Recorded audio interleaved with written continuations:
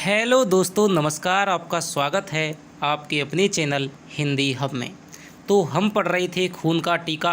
पिछली कक्षा में हमने दोस्तों जाना कि किस प्रकार चित्तौड़ पर आक्रमण किया जाता है और जो सोनगरा रानी है वो किस प्रकार से सूचनाएं भेजती हैं और उसकी सहायता से चित्तौड़ को राणा हम्बीर के द्वारा विजित कर लिया जाता है। अब उसके बाद में जो मौजीराम है वो उसके वैधव्य के कलंक की कहानी सबको बता देता है कि रानी जी का विवाह बचपन में नहीं हुआ था, ये पवित्र हैं। ठीक है, तो इसको सुन करके सभी के जनमानस में खुशी की जो लहर दौड़ जाती है। अब आगे की कहानी है, चित्तौड़ को जीत लिया गया है, जयसिंह है वो घोड़े पर बैठ करके भाग गया है। अब आगे की कहानी देखिएगा। रानी दिन भर चित्तौड़ के गढ़ का अवलोकन करती रही। पद्मिनी के जौहर का स्थान वह सुरंग जो भीतर भीतर जौहर के गौमुख कुंड तक गई हुई थी। गौमुख कुंड दोस्तों वही था कि जहाँ पर जौहर करने से पहले सभी रानियों ने, यहाँ पर स्त्रियों ने वहाँ पर स्नान किया था। इसी कुंड में सभी जौहर व्रत की नारियों ने स्नान किया था। महारानी और अन्य वीरांगनाओं ने इसी गुप्त रास्ते के जाकर जौहर किया था। महारानी पद्मिनी का जल के मध्य स्थित महल वह स्थान जहां उसे दर्पण से पद्मिनी का प्रतिबिंब दिखाया गया था। सचमुच यह स्थान प्रशंसा के योग्य है। कितना कलात्मक निर्माण है इसका। हम इस दर्पण में उसकी प्रतिछवि ही देख सकते हैं, पर उसे नहीं, रानी ने कहा। वह नौका में बैठकर पद्मिनी के महल में गई। उस महल में वह मंत्रमुग्ध सी खड़ी रही। देखते देखते उसके नेत्र अश्रुओं से भर आए। वह बरजी से बोली, आतताई, तो बरजी दोस्तों इसकी एक दासी है। आतताई, खिलजी को क्या मिला? क्या रूप और यौवन मनुष्य को इतना पागल बना सकता है? बरजी ने कुछ कहना चाहा, तभी गढ़ की कोई पुरानी दासी बोल उठी। उसकी आयु 60 के लगभग थी। तो कोई पुरानी दासी है जिसने खिलजी का आक्रमण देखा, शायद वो जब तब छोटी अवस्था में होगी, तो उसने बताया कि खिलजी की उस समय आयु थी वो 60 वर्ष की थी। तो आप इसको भी याद रखिएगा। चेहरा झुर्रियों से भरा था, आंखें भीतर दस गई थी, मुंह में दांत एक भी नहीं था। तो ये दोस्तों खिलजी था आपका। रानी सा, खिलजी को यहाँ शमशान मिला, मानवी रक्त मांस से उत्पन्न विषाक्त हुआ। सच वह भी चित्तौड़ की दुर्गति देखकर कांप उठा था। तो ये बात है वो कहती है। रानी महल को देखने लगी। मुख्य द्वार पर हाथियों की लड़ी, पृथक जनाना ड्योढ़ी, दासियों के रहने के लिए पृथक कक्ष। वहाँ वे बहुत देर तक रहीं। वापस आते हुए कालिका जी के मंदिर में भी गईं। मंदिर भव्य पाषाण खंडों से निर्मित था। पाषाण खंडों पर सूर्य के चित्र अंकित थे। इधर उधर घूमते घूमते संध्या हो गई। आज चित्तौड़ की छवि देखते ही बनती थी। सभी घरों में घी के दिए जल रहे थे। लोग जश्न मना रहे थे। नृत्य गीत का सागर लहरा उठा।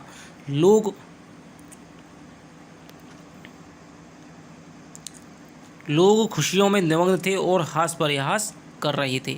हम्बीर की रानी ने जलाशय के मध्य पद्मिनी के महल में रहना पसंद किया। तो रानी है वो कहाँ पर रहने लगती है? पद्मिनी के जल महल में। महल को तत्क्षण सज्जित किया गया। उसकी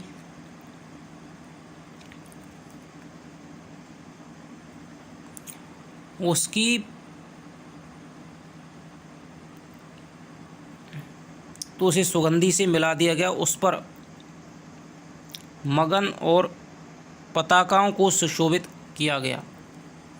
वातायन और द्वारों पर भी पुष्पों की सज्जा की गई। तो इस प्रकार दोस्तों उसको सजाया जा रहा है। ठीक है, इसमें कोई ऐसी विशेष बात नहीं है। तो सर्वत्र अब दोस्तों यहाँ पर चित्तौड़ विजय करने के बाद में सर्वत्र सुवास, यानी कि अब कोई भी यहाँ पर चिंता नहीं है, किसी भी प्रकार की टेंशन नहीं है। अब आराम से जो नागरिक हैं, जनता है और जो राजा रानी है वो आराम से अपना जीवन है व्यतीत कर रहे हैं। हम्बीर नौका पर सवार होकर महल आए। अब दोस्तों केवल एक जो सिंगोली का युद्ध हुआ था राणा हम्बीर और जो मोहम्मद बिन तुगलक है उसके मध्य में, वो रह गया है। उसको मोहम्मद बिन तुगलक है उसको वो हरा करके सिंगोली का युद्ध है राणा हम्बीर जीतता है और फिर उसको क्षमादान कर देता है। ठीक है, यहाँ तक ये उपन्यास है और यहीं पर ये उपन्यास समाप्त हो जाएगा। तो रानी हम्बीर नौका पर सवार होकर के महल में आए। रानी अगवानी करने के लिए आगे बढ़ी। हम्मीर हतप्रभ सा रानी के प्रतिम रूप को देखता रहा। आज का दिन कितना शुभ है रानी, हमारे सकल मनोरथ पूर्ण हो गए। यानी कि जो वैदव्य का कलंक था वो भी मिट गया। इसके अलावा चित्तौड़ की जो महती अभिलाषा राणा हम्मीर और उसके सामंत सरदारों की थी, मेवाड़ की जनता की थी, वो भी पूर्ण हो गई।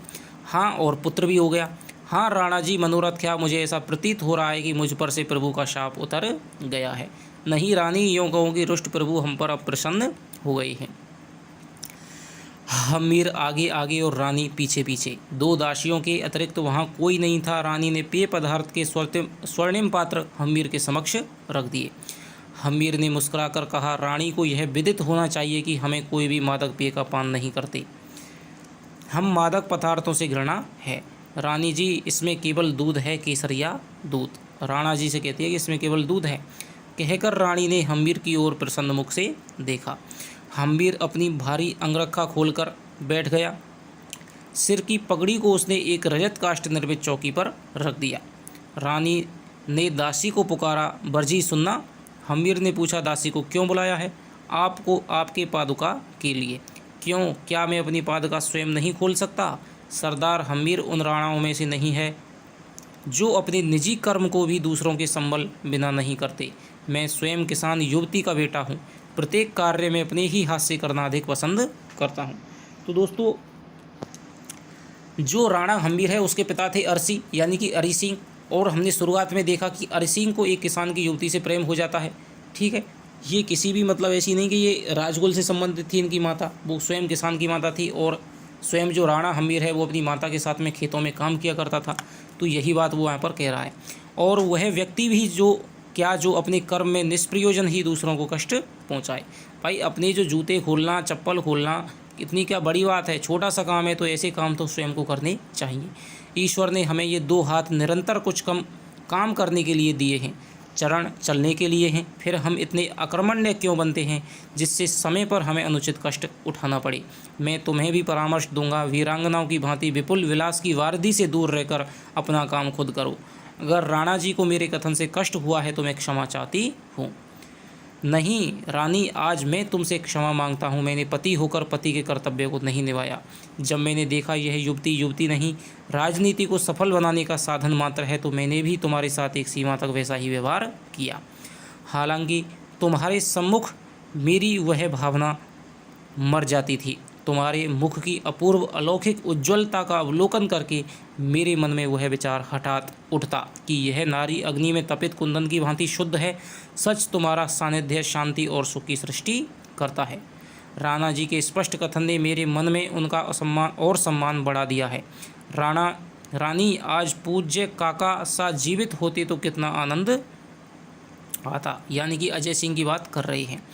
हम्मीर उन पर दृष्टि जमाकर बोला, मौजीराम ने रहस्य का उद्घाटन करके मेरे मन के संदेह को दूर कर दिया है, पर यहाँ के सामंत और उमरावों के मन में यह संदेह सदा के लिए बना रहेगा। उन्हें विश्वास नहीं आएगा कि रानी विधवा नहीं है। वे मौजीराम के इस कथन को भी राजनीतिक चाल समझेंगे। समझें तो समझते रहें। मैं यह जानती हूँ कि कामदार जी इतना भयानक झूठ नहीं बोल सकते। वे अपने पुत्र और परिवार की सौगंध नहीं खा सकते। इसके उपरांत मैंने उससे एकांत में दोबारा पूछा। वह विगलित हो उठा। प्राय जब मैं उस पर मिथ्या संदेह करता हूँ तब उसे बड़ी पीड़ा होती है और वह असह्य हो जाता है। इसलिए वह निर्विवाद रूप से कहा जा सकता है कि तुम विधवा नहीं हो, चाहे हमारे सामंत और संसार इसका अर्थ जो भी क्यों ना लगाए। तो ये बात है। राणा हम्मीर उससे कहता है कि भाई मौजीराम को मैंने कई बार पूछा है अलग ले जाकर भी, तो उसने जो बताया है, जो कहा है, वो बिल्कुल सच है। तुम बिल्कुल भी विधवा नहीं हो, बल्कि बिल्कुल आप पवित्र हो। चांद बदली में छिप रहा था, दिए का स्नेह घट रहा था, पर हम्मीर के हृदय में प्यार का नूतन प्रदीप उज्ज्वलित हो रहा था कि अब हम्मीर में, उसके हृदय में अब एक नई सिरे से नया दिया प्रेम का जल चुका है। तो अब दोस्तों अगला भाग है इसका। आदि कुल देवता सूर्य की अर्चना में निमग्न था हम्मीर। ठीक है, सबसे पहले वो सूर्य की उपासना किया करता था, उसके बाद में वो जो कुल देवता थे यानी कि शिव, उनकी उपासना किया करता था। मंदिर से घंटा ध्वनि और पुष्पों का एक धूप नैवेद्य की सुगंध आ रही थी। आकाश की अरुणिमा लुप्त हो गई थी। सूरज की उज्ज्वल किरणें गढ़ के कंगूरों को स्पर्श करने लगी थी। हम्मीर पीताम्बर पहने हुए यानी कि पीला वस्त्र पहने हुए बाहर निकला। सूर्य को अर्घ्य चढ़ाता हुआ मंत्रोच्चारण करने लगा। हे संस्कारक और अनिष्ट हंता सूर्य, तुम जिस दीप्ति द्वारा प्राणियों के पालक बनकर जगत को देखते हो, हम उसी की अब प्रार्थना करते हैं। अनुरूप दीप्ति युक्त सूर्य आज उदित होकर और उन्मुक्त गगन में चढ़कर मेरा हृदय रोग, मानस रोग और हलीमक रोग या शरीर रोग दूर करो। ऋग्वेद के सूक्त में प्रथम अष्टक। ठीक है, इससे कोई दोस्तों दिक्कत नहीं है, ये आपसे नहीं पूछा जाएगा।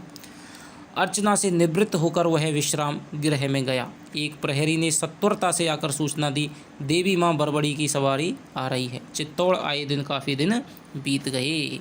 हम्मीर ने तुरंत राज्य वस्त्र पहने और स्वयं सदल बरबड़ी की अगवानी के लिए गया। हनुमान पोल पर हम्मीर माँ से मिला, यानी कि हनुमान पोल पर हम्मीर माँ से मिला। बरबड़ी से मिलता है हनुमान पोल पर।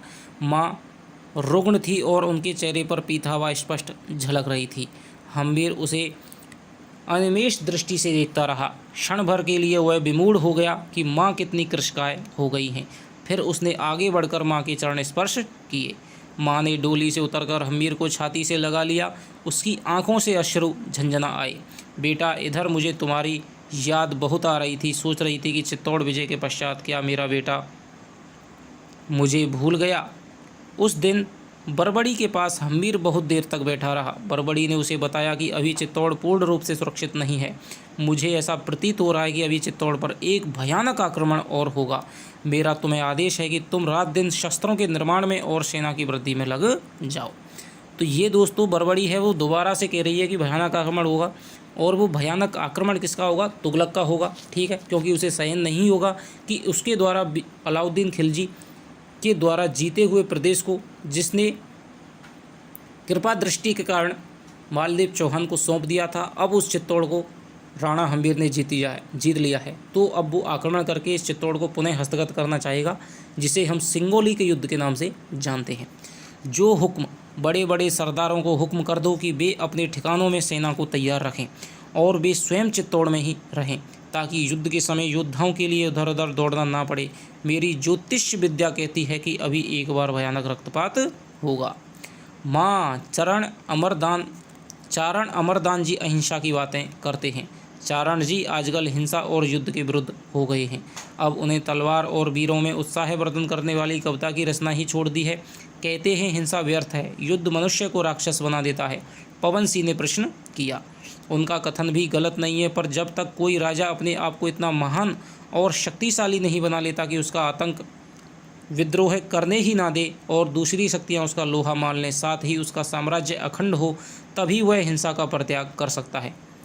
सम्राट अशोक इसका एक उदाहरण है। तो दोस्तों सम्राट अशोक है, महान प्रतापी राजा भारतीय इतिहास में हुआ है, जिसने कलिंग का युद्ध है वो 269 ईसा पूर्व में यानी 261 ईसा पूर्व में लड़ा था, और उसमें भयानक दोस्तों रक्तपात और नरसंहार हुआ था, जिसको देख करके अशोक का जो हृदय है वो द्रवीभूत हो गया, और उसने फिर अहिंसा बौद्ध धर्म में दीक्षा ग्रहण की और अहिंसा का प्रण ले लिया कि अब वो युद्ध वगैरह इनसे सभी से मुक्त हो जाएगा।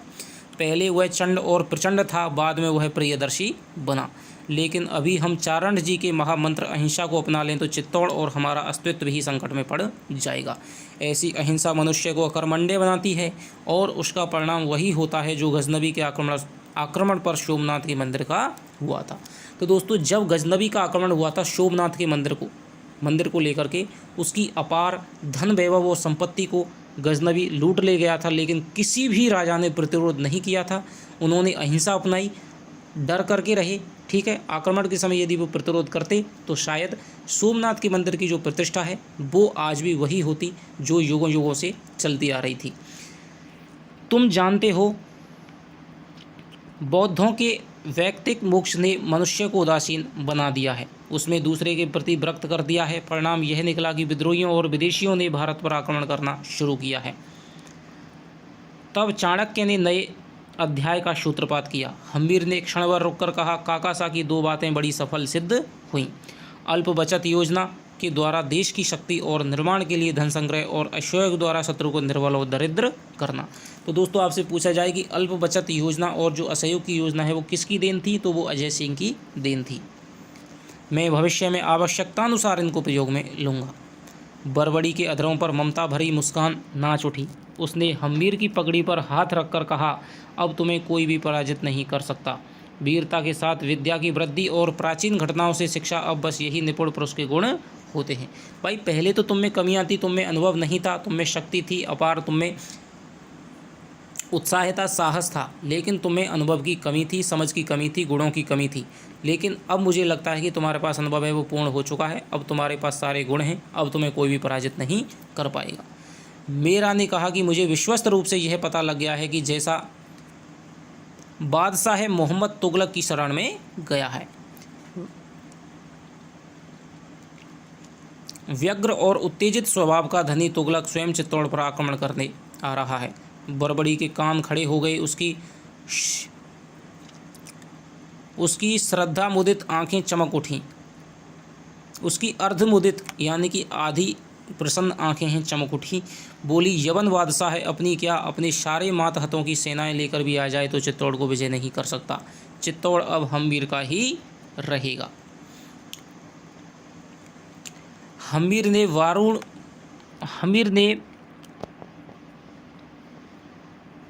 बारू को अपने पास बुलाया और उसे विश्वास पात्र घोषित करके एक नेक दिया और कई गांवों के सहित आंतरी गांव का तामपत्र दिया। अपने हृदय से लगाकर कहा कि तुम आज से चित्तौड़ के राजचारण हो। तुम्हारी रक्षा हम्मीर सदा करता रहेगा। तो दोस्तों जो वारू है बरबड़ी का पुत्र था, तो ये बरबड़ी है वो चारण की कन्या थी और वारू भी चारण था। तो अब वो अमरदान जी हैं, वो तो बूढ़े हो गए हैं, अब वो चारण कविता नहीं लिखते हैं, ठीक है। तो अब वो वारू को फिर नया चारण है नियुक्त करता है। लेकिन हम्मीर पुरुषार्थ करना ही छोड़ दे तो भाग्य क्या करेगा। मैं समझती हूँ कि रणनीति कुशल कामदार की जो शीघ्र बुलाकर कोई ना कोई निश्चय कर लेना चाहिए। पवन सिंह ने कहा, माँ ठीक कहती है। हम्मीर ने कहा, आज संध्या वेला एक सभा रख ली जाए। जैसी राणा की आज्ञा, कई स्वर एक साथ सुनाई पड़ी। आज्ञा पाकर सब सरदार चले गए। हम्मीर और बरबड़ी दोनों रह गए। मैं अभी राज्य वैद्य को आपकी सेवा में बुलाता हूँ। मेरी इच्छा है कि आपको कोई श्रेष्ठ औषधि दिलाई जाए। इस उम्र में मुझे औषधि की नहीं, ईश्वर भजन की आवश्यकता है बेटा। अब चंद दिनों की ही मेहमान हूँ, तुम एक विजय और कर लो, मेरी बस यही कामना है। माँ, अभी मुझे तुम्हारी बहुत आवश्यकता है। हम्मीर के अच्छे दिनों में तुम नहीं रही तो हम्मीर अपने आप को बहुत भाग्यहीन समझेगा। बरबड़ी ने स्नेहाभिभूति ईश्वर में कहा, मैं ज्योतिषी हूँ। मेरा कर्तव्य है कि अपनी विद्या के चमत्कार से अपने स्वजनों में उस आत्मबल का संचार करूं जो उसके जीवन और जगत के निर्माण में सच्चा संबल बने। तुम्हारे पर मैंने किसी प्रकार का उपकार नहीं किया है। तुमने मुझे माँ कहा और मैंने तुम्हें ममता दी। तुम्हारे पूर्वजों का हम पर उपकार भी हो तो आश्चर्य नहीं, यह उसका प्रत्युपकार भी हो सकता है। किंतु ऐसे समय में तुम्हें अपने उन साथियों को कभी विस्मृत नहीं करना चाहिए जिन्होंने तुम्हें प्रारंभिक काल में सहायता दी थी। तो दोस्तों खेतसी था, शेरा था, मेरा था, अनंग सिंह था, ठीक है। ओहो, हम्मीर चौंक पड़ा। मैं आपके पास इतना तन्मय हो गया कि कुछ ध्यान ही नहीं रहा।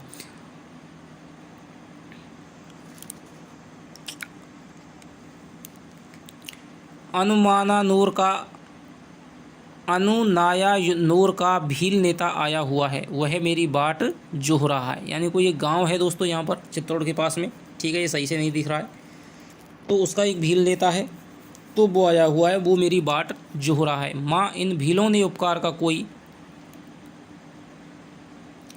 कोई चुका नहीं सकता है। इन्होंने स्वयं रातों को अपनी आंखों में विश्राम कराया और हमें निश्चिंतता की नींद दी। विश्राम नहीं कराया,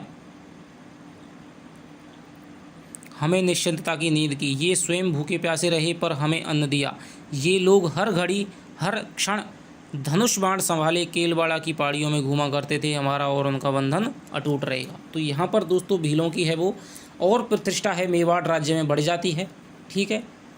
यदि आपसे पूछा जाए कि मेवाड़ को उद्धार कराने में, मेवाड़ को पुनः स्वतंत्र कराने में राणा हम्मीर का किस जनजाति ने सबसे सर्वाधिक सहयोग किया था? तो वो भील जनजाति ने सहयोग किया था। जाओ बेटा पहले उनसे मिलो। प्रतीक्षागृह में अगुनायानोर का भील नेता बांका और मीरा बैठे थे। हम्मीर के आगमन की सूचना प्रतिहारी ने दी। बांका और मीरा अपने आसनों को छोड़ करके खड़े हो गए। हम्मीर ने उन्हें बैठने का संकेत किया।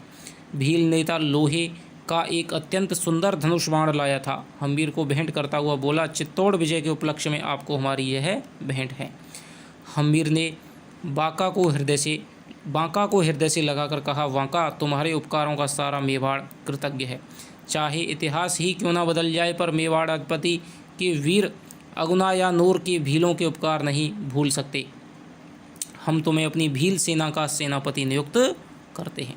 तो मेवाड़ राणा हम्मीर ने अपनी भील सेना का सेनापति किसको नियुक्त किया था? तो वो किया था आपका बांका को। और तुमसे आशा रखते हैं कि तुम सदा की तरह हमारे स्वामी भक्त रहोगे। हमारे से तात्पर्य यह है कि चित्तौड़ के सिंहासन के हम तो तुम्हारे मित्र हैं।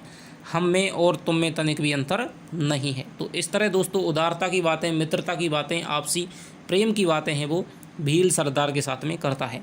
मैं आपके और आपके शासन के प्रति सदा वफादार रहूँगा। फिर तुम तुरंत अपने आदमियों को शस्त्रों से सज्जित करके यहाँ आ जाओ। सुना है चौहान मालदेव का बेटा जैसा दिल्ली के बादशाह के पास गया है। गुप्तचर की यह भी सूचना है कि वह स्वयं बादशाह खिलजी की तरह चित्तौड़गढ़ को विजय करने के लिए जैसा के साथ ही आ रहा है। ऐसी स्थिति में हमारा यह प्रथम फर्ज हो जाता है कि हम अधिक से अधिक एकत्रित होकर के सामना करें। बांका ने कहा कि मैं जल्द ही अगले हफ्ते दरबार में उपस्थित हो जाऊंगा। हम्मीर ने उसे सम्मानित करने हेतु तलवार दी। मंत्रणा कक्ष में मेवाड़ के सभी सामंत एकत्रित हुए। दिल्ली की अपार सेना और महान शक्ति का सामना करना था। पवन सिंह, मीरा, जैत सिंह, मौजीराम और अनेक सरदार। मौजीराम ने सर्वप्रथम खड़े होकर के कहा, हमारा गुप्तचर ब्राह्मण वंश का उज्ज्वल नक्षत्र दीपचंद सर्वप्रथम दिल्ली के संपूर्ण समाचार प्रस्तुत करेगा। कि गुप्तचर है दोस्तों ब्राह्मण वंश का उज्ज्वल नक्षत्र दीपचंद, जो कि दिल्ली के समाचार लेकर के आया है सबसे पहले। यह दीपचंद कौन है? सबकी आंखों में प्रश्न नाच उठा।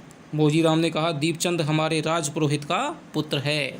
जब मैंने इसके स्वभाव का अध्ययन किया और एक दिन उसे उत्सव में अपनी मर्यादा और धर्म के विपरीत रंगशाला में बंजारे बने हुए देखा तो मुझे पूर्ण विश्वास हो गया कि यह युवक एक चतुर गुप्तचर बन सकता है। और मैंने इसे सुयोग्य गुप्तचर की सारी बातें समझाकर दिल्ली भेजा और यह वहाँ के सारे समाचार लेकर के आ गया है। हम्मीर और अन्य सरदार विमूढ़ से मौजीराम की चतुराई को देखते रहे। अंत में दीपचंद उसके सम्मुख उपस्थित हुआ। वह बंजारे के भेष में था। राजपुरोहित जी भी उसे नहीं पहचान सके। तो राजपुरोहित जी का बेटा था, उसने इस तरह का रूप धारण किया कि स्वयं पिता भी उसको नहीं पहचान पाया। उसने राणा को एवं समस्त सामंतों को प्रणाम करके कहा, जैसा ने मोहम्मद तुगलक को चित्तौड़ के वैभव, संपत्ति और समृद्धि के बारे में बड़ी बड़ी कथाएं सुनाई हैं, जैसा कि दोस्तों राघव चेतन है वो खिलजी को पद्मिनी के अतुलित रूप सौंदर्य की कथाएं सुनाता है, चित्तौड़ के वैभव और समृद्धशाली संपत्ति की, प्रकृति की कथाएं सुनाता है, तब खिलजी है चित्तौड़ पर आक्रमण करने के लिए उत्साहित होता है। इसी प्रकार जैसा है वो भी यही करता है। उसने पद्मिनी की चाल को पुनः दोहराकर कहा, वहाँ अतुलित धन और रूप बिखरा पड़ा है। अगर जहाँ पना शीघ्र ही चित्तौड़ पर आक्रमण कर दें तो वे अतुलित धन और रूप को पा सकते हैं, जिससे जहाँ पना अपना कार्य सहजता से पूर्ण कर सकते हैं।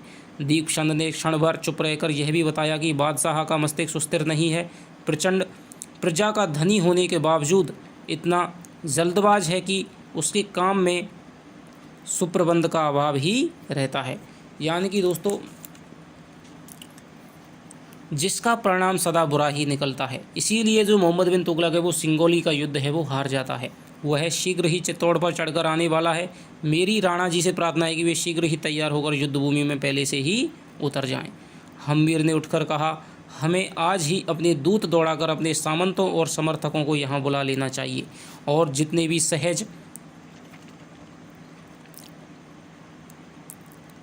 सहज मार्ग हैं उन्हें अवरुद्ध करा देना चाहिए।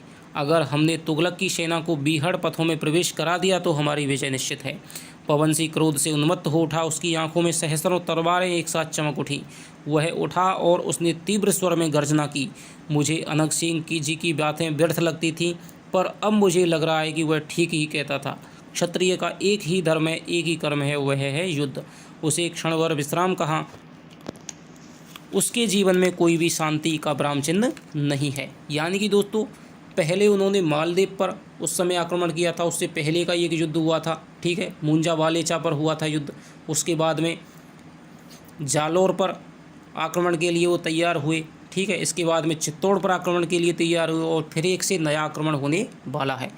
तो पवन सिंह कहता है कि भाई युद्ध क्षत्रिय के लिए कहीं भी विश्राम नहीं है, उसे हमेशा ही युद्धों के लिए तैयार होना पड़ता है। उसके जीवन में कोई भी शांति का विराम चिन्ह नहीं है। बलवान जब चाहे शांति से बैठे हुए प्राणियों पर आक्रमण करके उनकी शांति और संतोष को छीन सकता है। मेरी ऐसी धारणा होती जा रही है कि एक बार महान शक्ति का संचय करके सारी पृथ्वी को रौंद दें और ऐसे राज्य की स्थापना करें कि जहां कोई किसी को अनुचित रूप से नहीं सताए। तो ये बात दोस्तों कौन कहता है? पवन सिंह कहता है। हम्बीर ने कहा कि पवन सिंह का कहना ठीक है, किंतु अभी हमें वर्तमान स्थिति का सामना करना है। मीरा ने कहा कि शीघ्र ही हमारी सेनाओं को प्रस्थान करा दिया जाएगा। तब पवन सिंह ने पूछा, मैं समझता हूँ कि हमें शीघ्र ही यहाँ से प्रस्थान कर देना चाहिए। भील, सामंत और मीणा वीर संगठित होकर सामना करें, हम्बीर ने कहा। सामंत श्री पवन सिंह सेनापति का पद संभालेंगे। तो दोस्तों यहाँ पर दो बातें आ गई कि भील सेना का सेनापति किसे नियुक्त किया गया? बांका को नियुक्त किया गया। चित्तौड़ पर विजय आक्रमण के समय सेनापति किसे नियुक्त किया गया? अनंग सिंह को नियुक्त किया गया। और अब मोहम्मद बिन तुगलक के आक्रमण के समय पर अब चित्तौड़ का जो पूर्ण रूप से जो सेनापति है वो किसको नियुक्त किया? पवन सिंह को नियुक्त किया। जैत सिंह मेरे साथ रहेंगे, मेरा और वारू की दाएं बाएं से आक्रमण करेंगे। ऐसा ही ठीक रहेगा, कामदार ने कहा। ठाकुर फतेह सिंह का यह कार्य रहेगा कि वे कल 20 विश्वस्त सैनिकों को चारों ओर दौड़ा दें और वीरों को आह्वान कर दें। फतेह सिंह ने उठकर कहा, राणा जी निश्चिंत रहें। चारण वारू की युद्ध की घोषणा की खबर और वीरों में उत्साह भरना तुम्हारा धर्म है। तुम चित्तौड़ के घर घर में इस बात का आह्वान कर दो कि एक बार फिर से जुझार बन जाएं। कल से ही हर चारण यहाँ वीरता का गीत गाएगा। उनके गीतों में वीरों में मृत्यु से लड़ने की गूंज होगी, पर्वत से टकराने का घोष होगा। हम्बीर ने सभा को समाप्त कर दिया।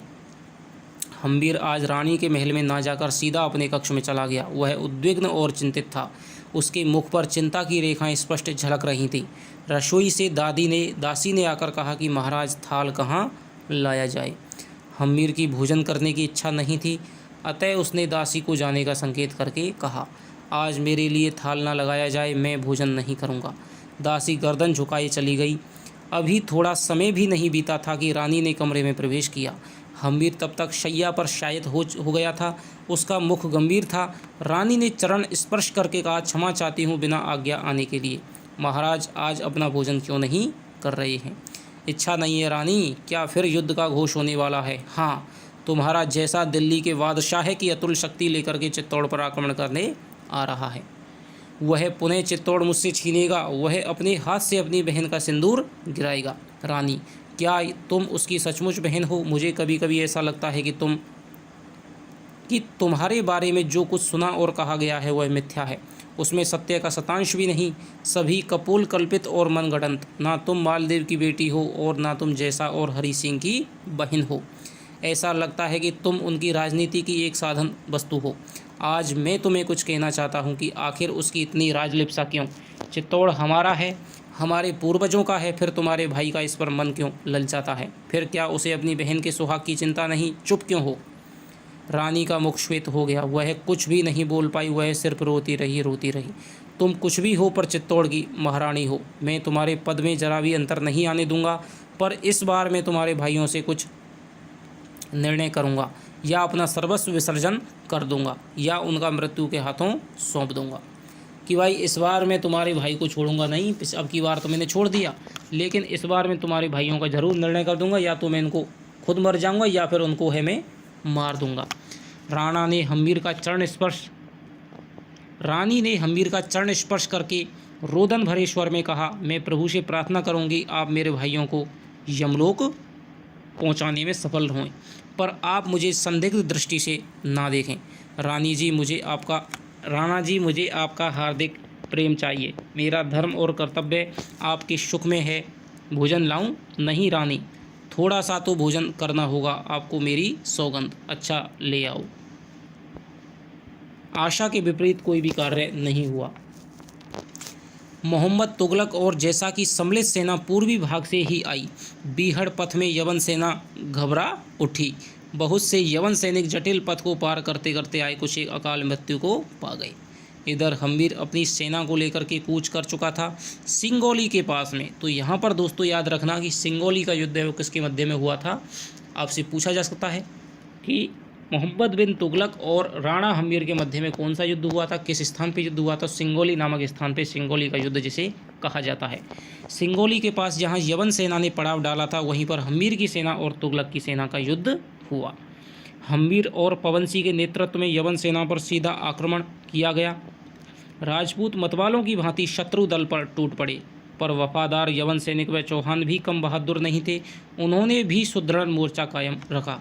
हम्मीर के जीवन में इतना भयंकर युद्ध कभी नहीं हुआ था। देखते ही देखते सहस्त्रों सैनिक आहत हो गए। खून की नदियां बह उठीं। दोनों ओर के सैनिक जान हथेली में लेकर लड़ रहे थे। खूंखार भेड़ियों की तरह दोनों दल के वीर एक दूसरे पर टूट रहे थे। हम्मीर अपनी विकराल तलवार को लेकर यवन सेना के मध्य बढ़ रहा था। वह सैकड़ों योद्धाओं का संहार कर रहा था।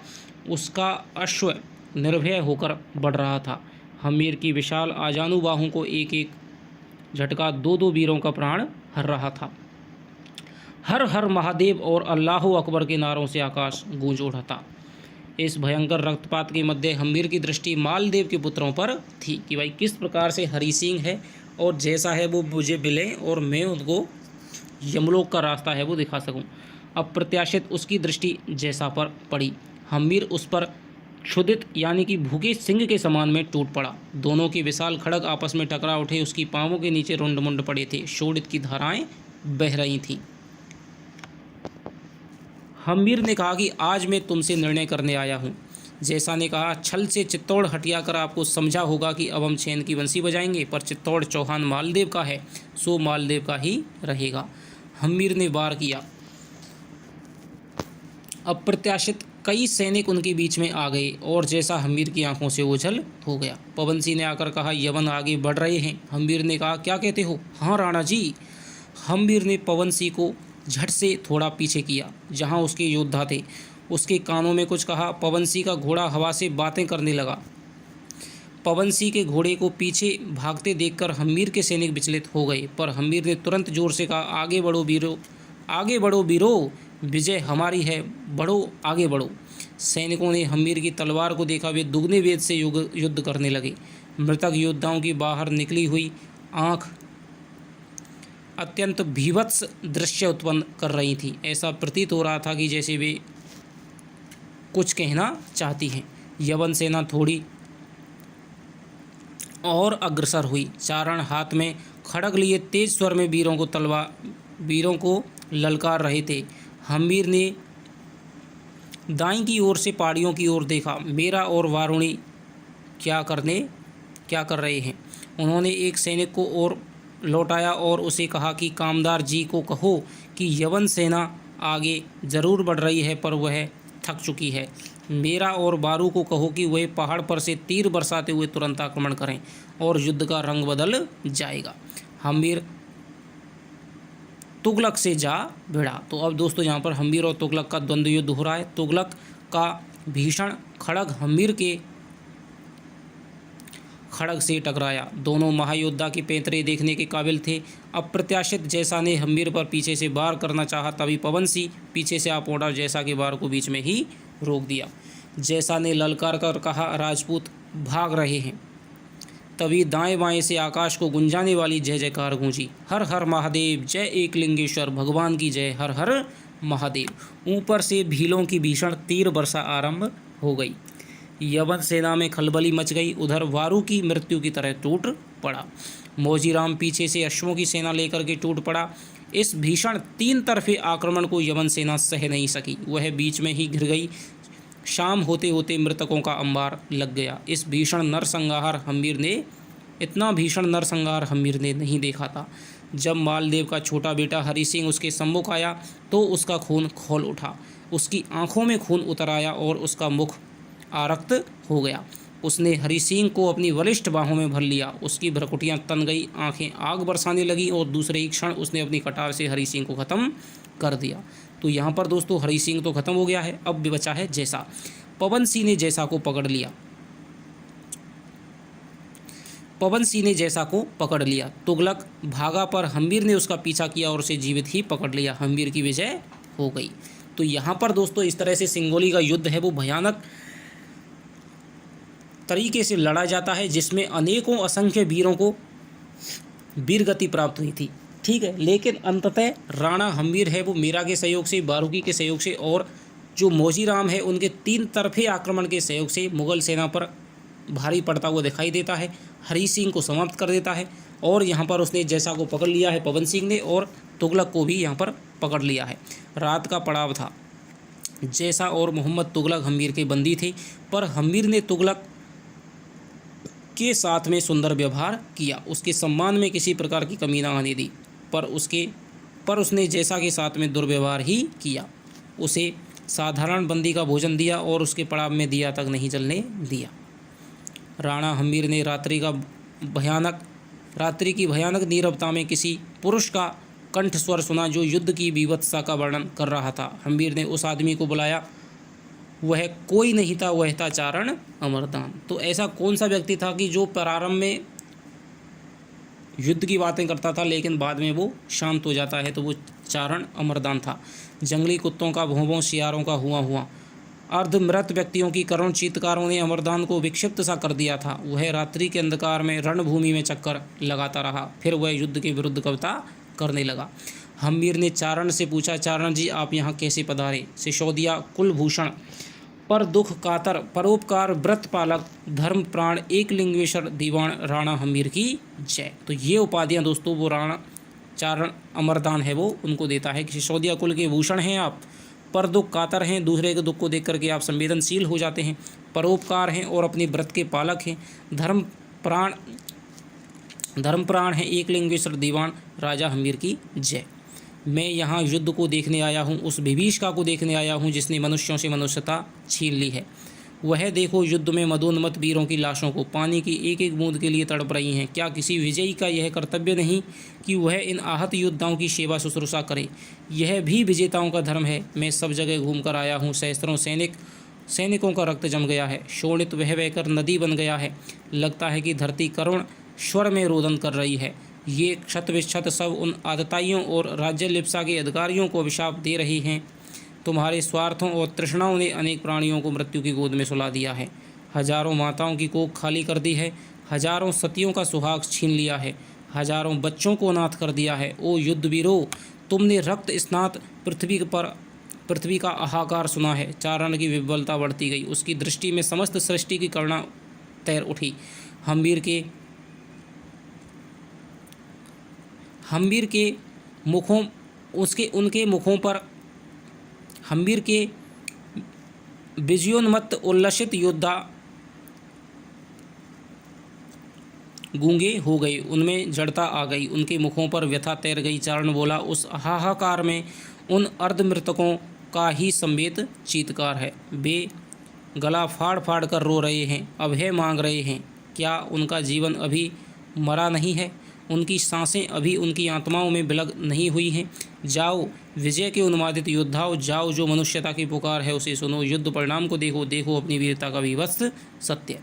चारण उत्तेजित हो गया, वह विक्षिप्त सा चीखा, युद्ध बंद करो, युद्ध बंद करो। युद्ध मनुष्य को राक्षस बनाता है और दैत्य बनाता है। तो दोस्तों यहाँ पर लेखक है वो इसके उपसंहार के रूप में यही शिक्षा देना चाहता है कि भाई हमें कोई भी काम है, कोई भी यदि हमारे झगड़ी है, आपसी झगड़ा है, वो वार्ता से मिल बांट करके हमें सुलझा लेना चाहिए। लड़ाई है वो किसी भी समस्या का एकमात्र समाधान नहीं है। ठीक है, जैसे कि अजय सिंह ने असहयोग किया था, रक्तहीन क्रांति अपनाई थी और उसने अहिंसा का युद्ध अपनाया था, इसी प्रकार हमें किसी भी काम को अहिंसा के साथ में करना चाहिए। युद्ध को केवल दोस्तों अहिंसा के रूप में, अंतिम विकल्प के रूप में अपनाना चाहिए। और यहाँ पर द्वितीय विश्व युद्ध जैसी विभीषिकाओं को भी लेखक अपने मन में रखता है कि भाई द्वितीय विश्व युद्ध में कैसी विभीषिकाएँ देखी गई थी। ठीक है, भारत के साथ में, पाकिस्तान के साथ में युद्ध हुए थे, चीन के साथ में युद्ध हुए थे, जिसने दोनों देशों को अपार क्षतियाँ पहुँचाई थी। तो युद्धों से दोस्तों केवल विनाश है वो होता है, कभी भी सृजन नहीं होता है। तो यहाँ पर लेखक है वो युद्ध का विरोधी दिखाई दे रहा है। चारण पवन वेग से चला गया। यदि आपसे पूछा जाए कि अजय सिंह की परंपरा को किसने जीवित रखा, तो वो चारण अमरदान ने जीवित रखा। हम्बीर की आंख भर आई। हम्बीर की आंख भर आई, उसने स्वयं अपनी तलवार ली और कई सैनिकों के साथ वह रणभूमि की ओर पुनः चला। उसने भर्राए स्वर में कहा, आहतों की सेवा हमारा धर्म है, रंग रलियों से उसकी प्राणों की रक्षा हमारा प्रथम कर्तव्य है। वस्तुतः युद्ध भयंकर और विनाशकारी है, वह मानवता को समाप्त करके मनुष्य को राक्षस बना देता है। चलो पवन सिंह, कुछ सैनिकों को साथ ले लो, हमें आहत वीरों की देखभाल करके उपचार करने हैं। तो इस प्रकार दोस्तों ये उपचार करने के लिए निकल पड़ते हैं। तो यहाँ पर धर्मपरायणता और जो राणा हम्बीर की है वो संवेदनशीलता यहाँ पर दिखाई देती है कि वो भी अहिंसा का उतना ही समर्थक है जितना कि अजय सिंह था और जो चारण अमरदान है था। मोहम्मद तुगलक और जैसा को कारावास में डाल दिया गया। हम्बीर की आज्ञा पर चित्तौड़ में विजय दीप घर घर जलाए गए। इस अवसर पर हाथियों की लड़ाई भी दिखलाई गई।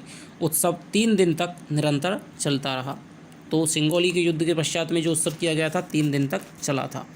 अब प्रश्न यह उठा है कि बादशाह के साथ में कैसा व्यवहार किया जाए। अपराह्न के समय मंत्रणा कक्ष में उस दिन मेवाड़ के बड़े बड़े सूरमा और सामंत एकत्रित हुए थे। गंभीर समस्या पर विचार विमर्श था। मेवाड़ाधिपति हिंदू कुल सूर्य राणा हम्बीर जब आ गई, तब दीवान कामदार ने उठकर के कहा, सामंतों, उमरावों और सूरमाओं, आज हम सब एक अत्यंत महती प्रश्न के लिए एकत्रित हुए हैं। आप सब युद्धोपरांत स्थिति से परिचित हैं ही। यवन बादशाह है और क्षत्रिय कुल कलंक गद्दार जैसा हमारे कारावास में है। हमारे साथ दिल्लीपतियों का संबंध कैसा रहा है आप सब जानते ही हैं। अलाउद्दीन खिलजी द्वारा चित्तौड़ के निर्दोष बच्चों और स्त्रियों का संहार और छल से चित्तौड़ को जीतना हम कभी नहीं भूल सकते। हम यह भी नहीं भूल सकते कि उसके कारण हमारी शक्ति काफ़ी क्षीण हो चुकी थी, किंतु आज उसकी शानो शौकत और बराबर ओहदे का बादशाह हमारे कारावास में सड़ रहा है। मैं एक लिंगेश्वर दीवान जी से विनय करूंगा कि वह उन दोनों को मृत्युदंड दे। मेरी व्यक्तिगत राय यही है। तो कामदार है वो दोस्तों यही बात कहता है।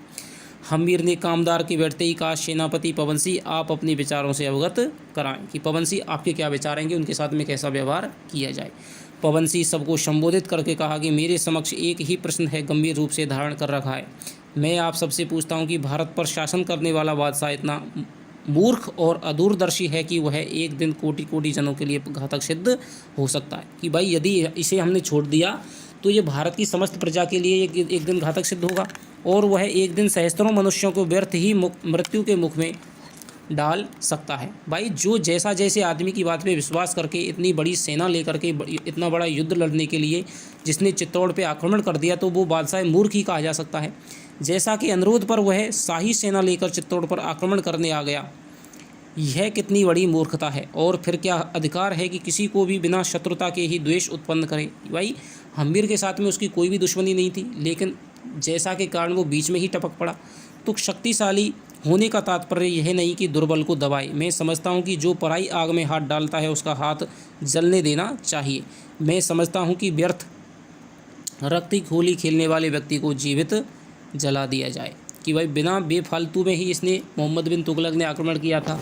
यदि ये आक्रमण नहीं करता तो ना तो इतना भीषण नरसंहार होता, ना ही इतने वीर हैं वो मृत्यु को प्राप्त होते। तो इसे जीवित जला दिए जाने की बात है वो करता है। मेरा उठा, वह इतना ही बोला कि मैं राणा जी से प्रार्थना करूंगा कि वह मुझे ही मारने का हथियार दे दें। मैं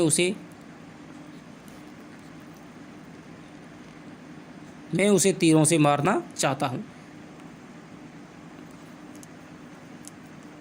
तो ये फिर दोस्तों यहाँ पर कौन है? उसने कहा कि आपको उसे क्षमा करने के राजपूत एक बड़ी भारी भूल समझेंगे। भाई राजपूत हैं, जो राजपूत राजाएं थे, राजस्थान के राजा थे, वो सभी शुरुआत से ही भूल करते आए थे कि शत्रु को बंदी बना करके उसे वो छोड़ देते थे, जीवन दान दे देते थे। और ये जीवन दान देने की जो भूल है दोस्तों, कई बार भारत की पराजय का और भारत पर जो अब तक शासन चला था सल्तनत वंश के यवनों का, ठीक है, सारे जो विदेशी आक्रमणकर्ता थे उनका जो शासन चला था, मुग़ल वंश का, चाहे अंग्रेज़ों का हो, किसी का भी शासन चला हो, तो वो इसी का भूल थी कि हम उनको पकड़ करके युद्धों में हरा करके उनको जीवित छोड़ देते थे। और हमारी ही कमियां थी कि इससे कई जो विश्वस्त लोग होते थे जिन्होंने पहले युद्ध में काफ़ी महत्वपूर्ण भूमिका निभाई थी, तो फिर वे विद्रोही हो जाते थे और जो शत्रु के साथ में मिल करके वो यहाँ पर विश्वासघात कर देते थे, नाराज होकर के। कहा कि राजपूत एक बड़ी भारी भूल समझेंगे। सम्राट पृथ्वीराज ने महमूद गजनबी को कई बार क्षमा किया है और हम्मीर की बात मान लीजिए, क्योंकि भविष्य में तुगलक चित्तौड़ की ओर देख भी नहीं सकेगा। तब हम्मीर ने सबको संबोधित करके कहा कि मेरा ऐसा विचार है कि तुगलक के पास 50 लाख नगद और कई नगर लिए जाएं। तो यहाँ पर दोस्तों आपको ये राशि याद रखनी है, कितनी राशि लेकर के उसने तुगलक को रिहा किया। जब तक धन अपने पास ना आ जाए तब तक उसे मुक्त ना किया जाए। उसे यह भी कह दिया जाए कि अगर तुमने कोई भी चाल चली तो तुम्हारा सिर धड़ से अलग कर दिया जाएगा। सब ने यह तय कर लिया। बंदी गृह में मोहम्मद तुगलक था। हम्मीर को देखते ही उसने आगे बढ़कर आदाब की। हम्मीर ने आदाब यानी सलाम। हम्मीर ने उत्तर में जय एकलिंगेश्वर कहा। दोनों पास पास बैठे पवनसी और कामदार खड़े रहे। बादशाह को सभी तरह का आराम था। बंदी गृह में उसे मखमली गद्दे और श्रेष्ठ भोजन मिलता था। उसके समीप इत्र का दीपक जलता था। एक दास उसकी सेवा में रहता था। वह जाति का भील था जो कभी किसी भी मूल्य पर विश्वासघाती नहीं बन सकता था। हम्मीर ने काष्ठ निर्मित लघु आसन पर बैठते हुए कहा, बादशाह को किसी तरह का कष्ट तो नहीं है। नहीं मेवाड़ अधिपति, हमें किसी तरह का तकलीफ नहीं है। पर क्या एक बादशाह के लिए कम यह तकलीफ़ है कि वह दुश्मन की कैद में है। भाई किसी बादशाह के लिए सबसे बड़ी तकलीफ़ तो यही है कि वो दुश्मन की कैद में है, उसके कारावास में पड़ा हुआ है। हम्मीर ने बेहस करके कहा, दिल्ली सल्तनत के स्वामी शायद यह भूल गए हैं कि वे व्यर्थ ही संकट में पड़े, जिसके द्वारा चित्तौड़ में युद्ध भी नहीं रचा है। चौहान स्वयं राज्य संचालन के लिए जालौर में धन संचित थे, फिर आपने ऐसा कदम क्यों उठाया। भाई जालौर में थे, चौहान थे, जब उन्होंने ही कुछ नहीं किया तो आपने फिर ऐसा क्यों किया। आप नहीं, अपनी आदत का आपने हिस्सा मान रखा है। हम यानी कि ये कहता है कि भाई आपने ऐसा किस प्रकार किया है। हमारे आपके सारे अधिकार हैं वो 50 लाख नगद हैं और आय वाले कई नगर लेकर के आपको छोड़ दिया जाए। मतलब हमारे जो सारे सरदार हैं वो इस बात पे सहमत हैं कि आपसे 50 लाख रुपए आप दे दो और कई जो नगर हैं जो ज़्यादा आय करते हैं, जिनसे लगान है वो ज़्यादा वसूल की जाती है, आप उनको दे दीजिए और हमें फिर आपको छोड़ देंगे। हमें आपकी शर्त मंजूर है, फिर आप शाही फरमान द्वारा रुपयों का प्रबंध कराइए। तुगलक ने अपनी अंगूठी के साथ में एक पत्र लिखा और वह पत्र एक दूत के साथ में उसी समय रवाना कर दिया। जैसा ने चीख कर कहा, मैं राणा जी से मिलूंगा। राणा जी।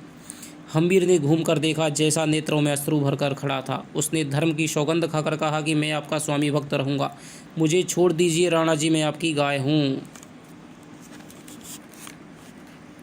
राणा जी ने उसकी मुक्ति की प्रार्थना की थी। सबको उस पर दया आ गई। जैसा कि शब्दों में सत्य का भास था, हम्मीर ने उसकी बेड़ियाँ कटवा दी और उसको एक प्रतिज्ञा करवाई और उसे नीमद, जोरण और रतनपुर के गांव दे दिए। तो ये दोस्तों आपसे पूछा जा सकता है कि राणा ने नीमद, जोरण और रतनपुर के गांव किसको दान किए थे। तो ये किए थे जैसा के लिए, ताकि वह सम्मान से निर्वाह कर सके। दान पत्र देते समय हम्मीर ने उससे कहा कि तुम हमारी सेवा विश्वस्त रूप से करते रहोगे और अपने कुटुंब का पालन करते रहोगे। एक समय था जबकि तुम यवनों के गुलाम थे और आज तुम स्वय जातीय के दास हो।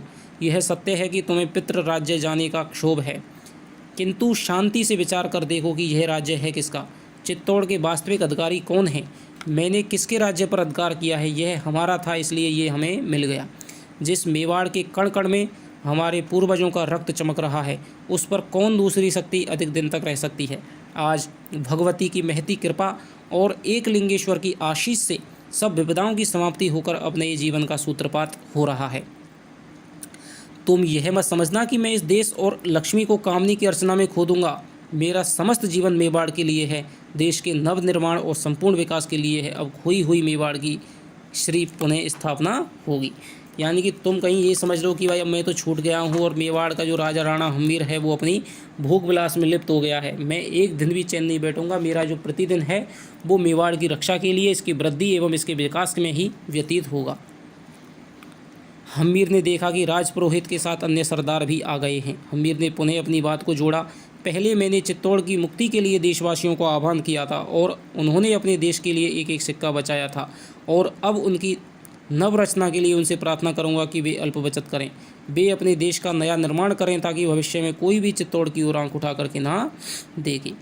जैसा ने धरती पर से धूल उठाकर अपना तिलक किया, मैं सौगंध खाता हूँ कि जहाँ मेवाड़ियों का पसीना बहेगा वहाँ मेरा खून बहेगा। तो ये दोस्तों आपको याद रखना है कि ये जो कथन है वो आपको कहता है, जैसा कहता है कि जहाँ मेवाड़ियों का पसीना बहेगा वहाँ मेरा खून बहेगा। तो आपका ये कथन है। एक और जगह आता है दोस्तों शुरुआत में, राजपुरोहित ने विभ्वर होकर के कहा कि राणा हम्मीर की जय, एक लिंगेश्वर दीवान की जय, विषम घाटी पंचानन की जय। तो यहाँ पर इसकी दोस्तों उपाधियाँ हैं कि विषम घाटी पंचानन की उपाधि है वो किसको थी? राणा हम्मीर की थी। ठीक है, एक लिंगेश्वर दीवान किसे कहा जाता था? तो ये आपके राणा हम्मीर को कहा जाता था। और हम्मीर अपने समस्त साथियों के सहित कलका जी के मंदिर की ओर चला, जहाँ रक्तपात से दूर हटकर देश के नवनिर्माण का महाआयोजन आरंभ करेगा। मोहम्मद तुगलक को 3 माह कारावास में रखकर, तो आपसे पूछा जा सकता है तुगलक को कितने माह कारावास में रखा? 3 माह कारावास में रखकर उससे कई नगर और 50 लाख नगद रुपये लेकर के छोड़ दिया गया। बरबड़ी माँ का देहांत हो गया था। हम्मीर ने माँ की पुण्य स्मृति में एक मंदिर बनाया जो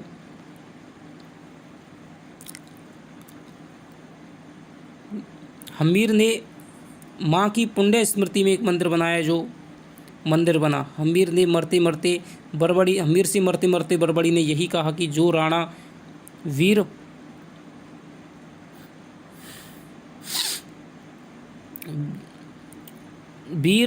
हो करके साथ में वीर होता है, वो राजा अपने विशेष अधिकारियों के अतिरिक्त समस्त प्रजा की समस्याओं में तन्मय रहता है।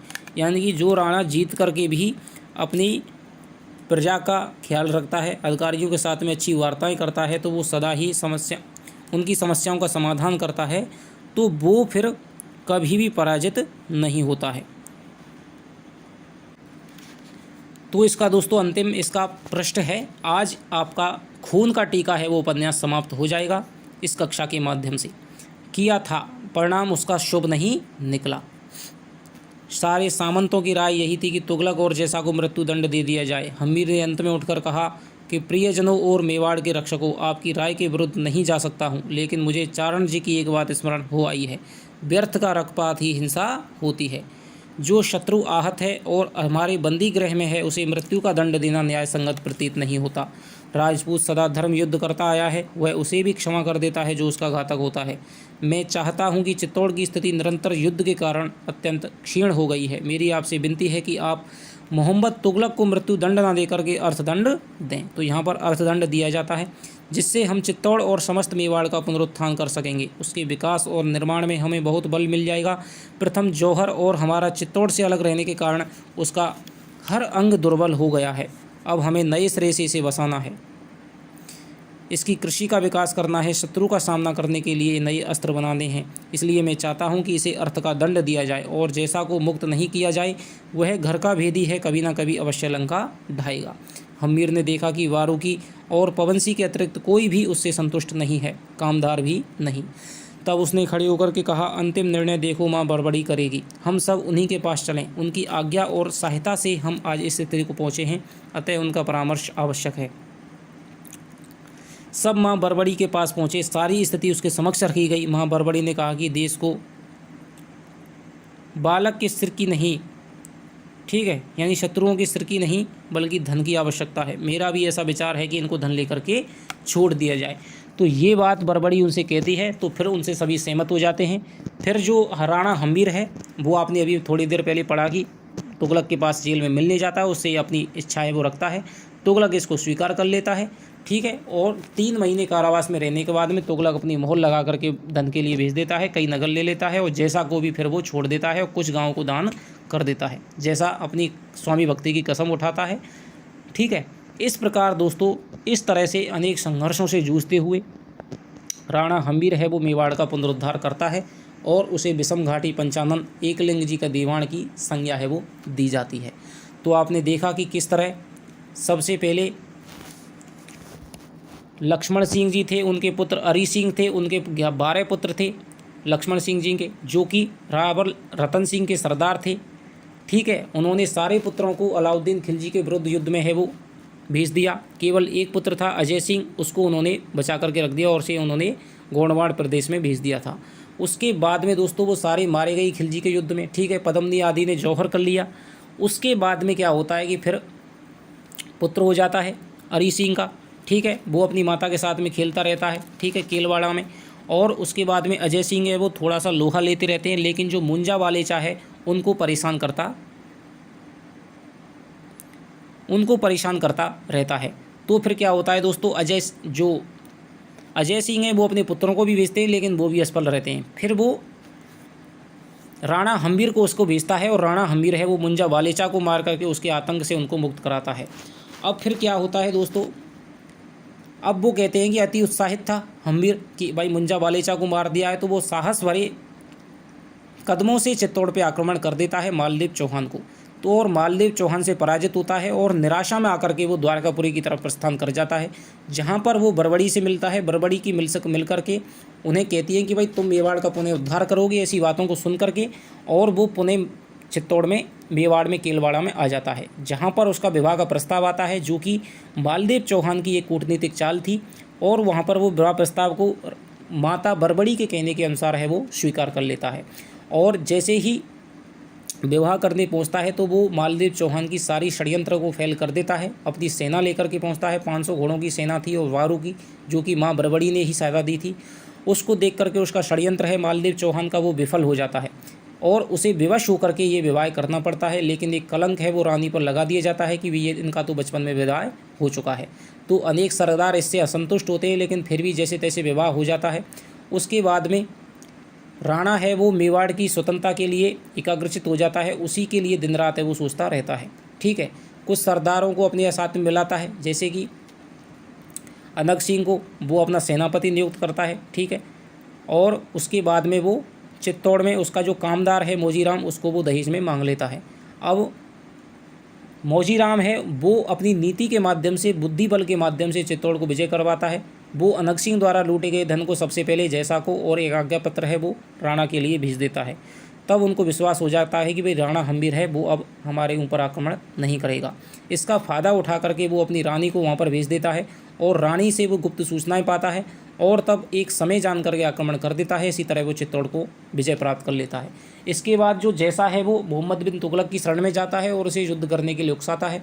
मोहम्मद बिन तुगलक एक भारी सेना लेकर के चित्तौड़ पर आक्रमण करता है, लेकिन माता बरबड़ी के कहने पर राणा हम्बीर पहले से ही तैयार था और वो उसके आक्रमण को विफल कर देता है। मोहम्मद तुगलक को बंदी बना लिया जाता है, जैसा को भी बंदी बना लिया जाता है, जैसा कि छोटे भाई हरि सिंह को मार दिया जाता है।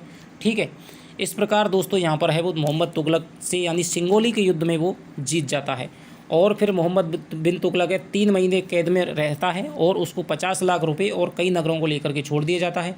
और अंत में जैसा द्वारा क्षमा प्रार्थना किए जाने पर जैसा को भी 3-4 गांवों की जागीर है वो दे करके छोड़ दिया जाता है। तो इस तरह दोस्तों यहाँ पर हमारे खून का टीका पाठ का जो उपन्यास है उसका अंत होता है। तो आशा करता हूँ कि दोस्तों इस उपन्यास की यात्रा में आपको काफ़ी आनंद आया होगा और पूरा उपन्यास दोस्तों आपकी जो पूरा कथानक है आपके मानस पटल पर अंकित हो गया होगा।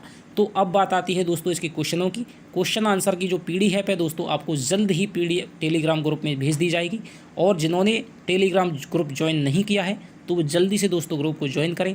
आशा करता हूँ कि आपको वीडियो यदि पसंद आई है तो वीडियो को लाइक करें, शेयर करें, चैनल को सब्सक्राइब करें।